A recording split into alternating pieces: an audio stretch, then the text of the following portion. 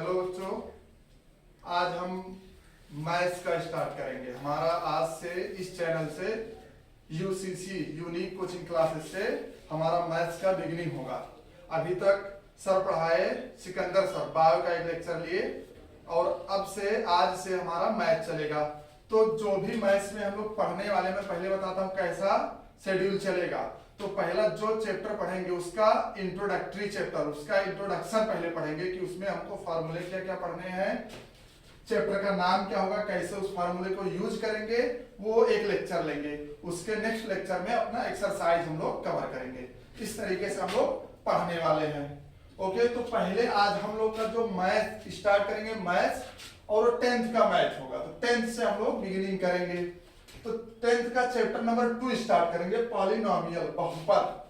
तो बहुपद में हमको पहले आज इसका सिर्फ और सिर्फ इंट्रोडक्शन देखना, बहुपद क्या है। इसमें हम लोग इस चैप्टर में, इस टॉपिक में जितने भी पॉलिनोमियल के एक्सरसाइज है, तो अपने एनसीईआरटी के थ्रू 2 एक्सरसाइज है, सिर्फ 2.1 2.2।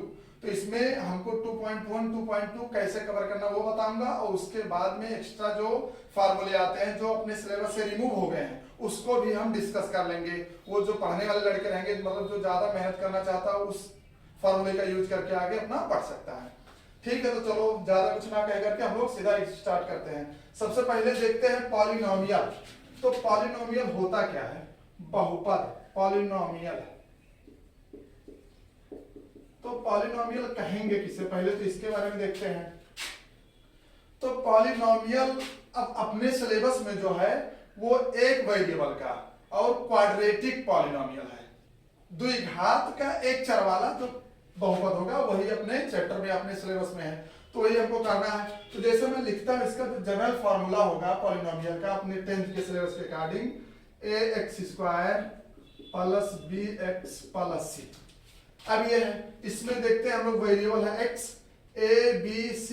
यहाँ देखो x का कोफिशिएंट b, x² का कोफिशिएंट a और ये c एक अचर पद है, नॉन वेरिएबल है।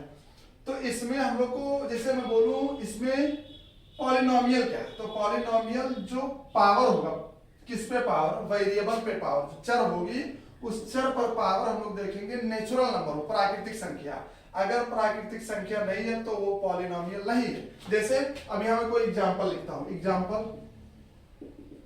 हम लोग लिखते हैं 2x² माइनस 3x प्लस 5। अब ये पॉलिनोमियल है। देखो इसके जो चर पर घात है, इसके वेरिएबल पर पावर कितना है? 2 है। तो प्राकृतिक संख्या 1 हो, 2 हो, 3 हो, 4 हो, 5 हो, 6 हो, इस टाइप से तो बहुपद होंगे। अब जितना पावर रहेगा उसी के अकॉर्डिंग त्रिघात बहुपद, द्विघात बहुपद, चार घात बहुपद हम लोग कर लेंगे।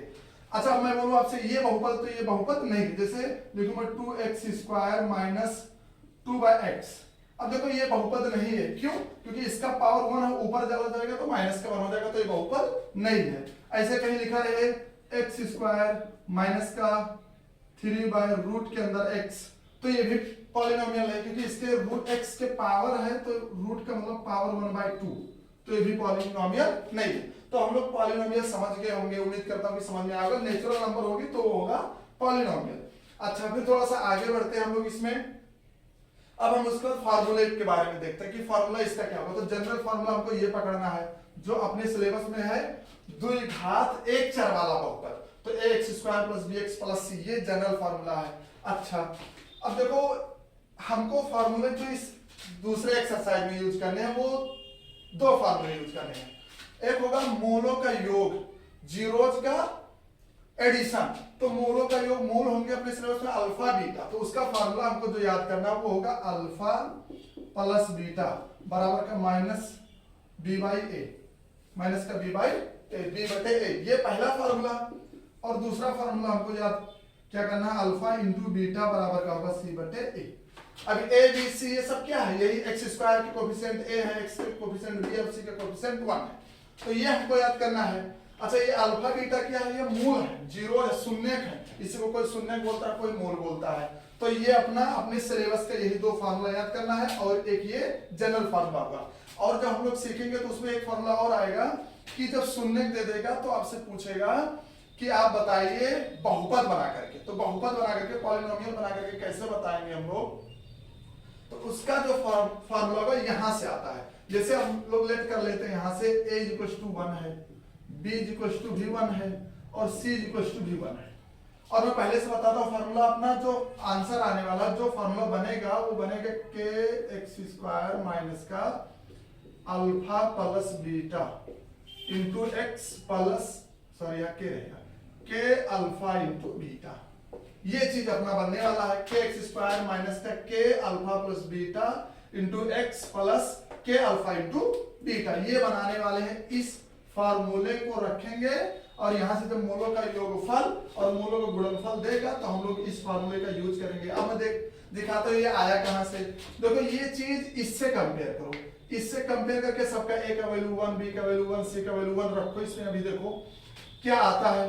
अब हम लोग लिख सकते हैं इसको, देखो यहां से लिख के तो कांस्टेंट के एक्स के प्लेस पे रख जाएगा। जैसे मैं यहां रखता हूं वैल्यू, सबका वैल्यू 1 रख दे यहां, तो एक्स स्क्वायर प्लस देखो प्लस का, अब ये माइनस क्यों आया, माइनस थोड़ा सा मैं डायरेक्ट फार्मूले पे ले चलता हूं। माइनस क्यों आया, अल्फा प्लस बीटा हम लोग क्या जानते हैं, माइनस का बी बाई ए, तो माइनस का बी बाई ए यानी 1 बाई 1, तो माइनस का 1, तो यहां माइनस क्यों आया, यहां 1 माइनस का 1 बाई 1 यानी माइनस आएगा, तो माइनस इंटू माइनस प्लस, तो ये प्लस हुआ। इसका मतलब ये x का कोफिशिएंट k, इसका वैल्यू तो हम निकाल लिए 1 बाई 1, और यहां से 1 देखो यहां से हम लोग लिखेंगे c बाई a यानी 1 बाई 1, तो ये k भी एक क्या बन गया अपना एक c बना।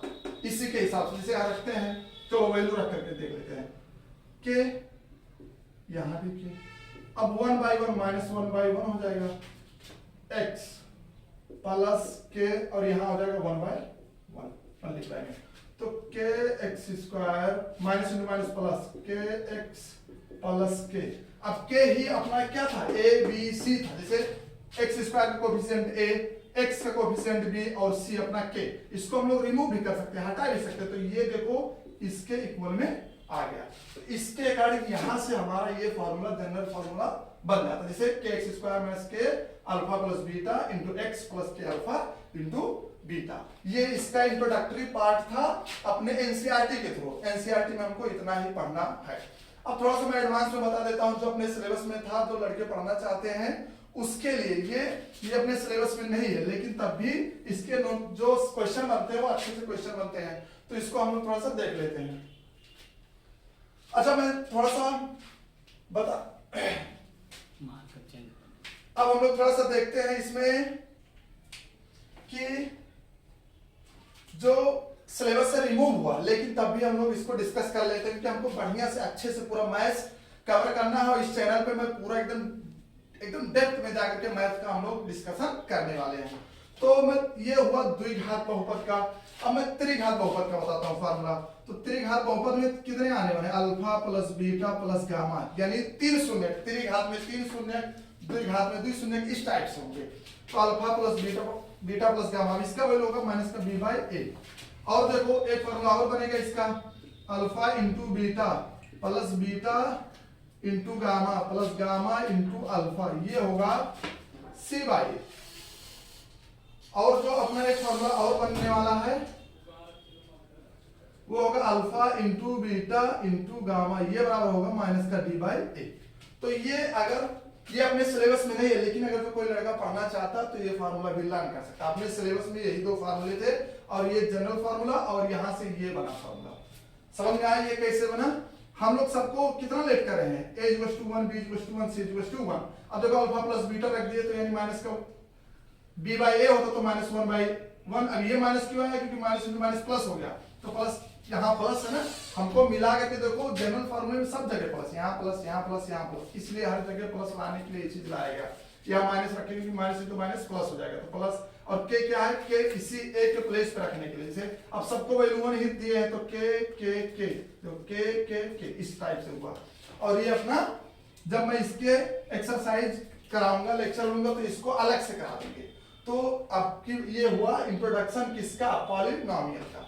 तो अब की बार हम लोग जब डिस्कशन करेंगे तो सिर्फ चैप्टर पे आ जाएंगे 2.1 का एक्सरसाइज। ओके, तो आगे पढ़ाई करते रहो। All the very best.